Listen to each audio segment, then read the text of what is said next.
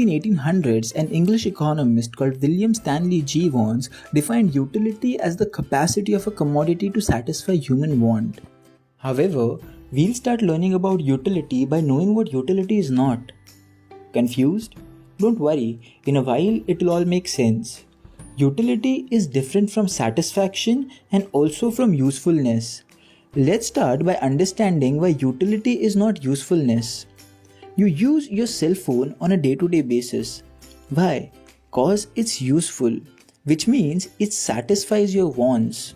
On the other hand, utility is the want-satisfying power inhibited in the cell phone.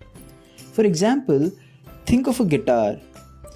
If you don't know how to play a guitar, then the guitar is not useful for you, but the guitar still has utility inhibited in itself. Moving on to why utility is different from satisfaction. Think of a situation that you're very hungry and you're eating these fruits. After the consumption of those fruits, when your hunger will be satisfied, what you will feel is satisfaction. However, utility in those fruits will exist before the satisfaction that you achieve as well. Remember, satisfaction is post-consumption. However, utility can exist before as well as after consumption. Let me ask you a question, friends. Say you're eating a donut and I ask you this question: how much satisfaction did you get from the donut? Now, here your answer will be either you got very little satisfaction from the donut or you might have got a lot of satisfaction from the donut. However, will you ever say that I got 10 units of satisfaction from the donut or I got 50 units of satisfaction from the grapes? No, right? This brings us to an important point. That is, we cannot measure things like utility or satisfaction by giving them numbers. Or in other words, there is no cardinal measurement. There can only be ordinal measurement. That is, we can either say we like something a lot or very little. Suppose you are at home and you are eating pizza. You eat one slice after another. The additional utility that you derive from the additional slice of pizza that you eat is called marginal utility. To understand the behavior of utility, let's look at this diagram. Suppose I plot the quantity of pizza that you eat on the x-axis and marginal utility on the y-axis. The more and more amount of pizza that you eat, the utility derived from that extra unit will keep on falling. The reason is because the more you eat, your stomachs get fuller and fuller. You can represent this by a downward sloping marginal utility curve. This kind of behavior was first analyzed by a Prussian economist called Hermann Heinrich Gossein. Gossein stated that the more we have something of, the less we desire of it.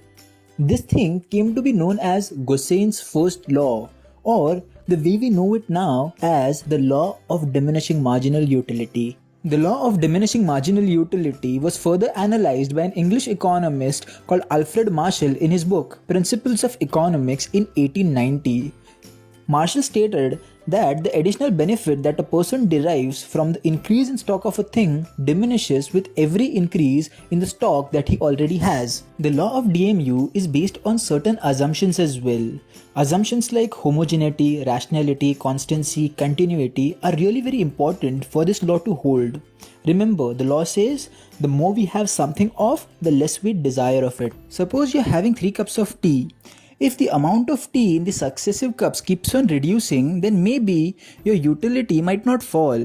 Hence, for the law to hold, it is very important that you drink homogeneous or identical cups of tea. The assumption of rationality states that you act like a normal person and not superhuman. That is, when you're thirsty, you drink a glass of water and not a bucket of water to quench your thirst. Constancy states that the behavior, habits, preferences of individuals should not change. If he likes a burger today, then 10 days later he should not switch to a Frankie. If that happens, then the law won't hold. Continuity states that your consumption should be continuous. It should not be the case that you are having a cake today and then 15 days later. Friends, there are also a few exceptions to this law. The first exception is of hobbies. Say you like playing a piano or listening to music. If listening to music is your hobby, then the more music you hear, the more utility you will derive from it, making hobbies an exception to this law. The second exception is of addiction. That is, the people who are addicted to smoking or drinking alcohol will derive more pleasure with extra units of alcohol or smoking that they do. Hence, addiction is an exception to this law. The third exception is of misers. Misers are people who derive pleasure by getting extra of anything that they get. Hence, they also become an exception. And last but not the least, the one thing that we all wish we had extra of is money. Making money also an exception. Now, let's look at few types of utility. We all know the fact that apples are grown in apple farms. However, their utility increases once they are moved to a supermarket. Hence, when there is an increase in the utility of a particular commodity after the transfer in its place, we term it as place utility. When your teacher teaches you in your class, she generates a service. When there is an increase in utility because of a generation of service, we term it as service utility.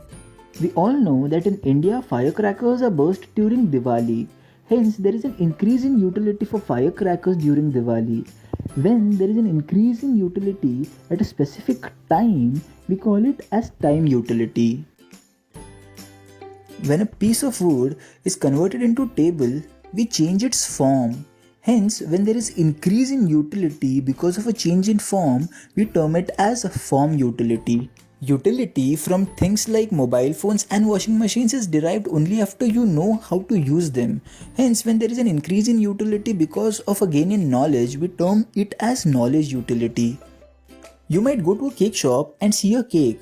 However, the utility from that cake is only derived after you buy it from the shopkeeper. Such kind of utility which you get after possessing something is called as possession utility.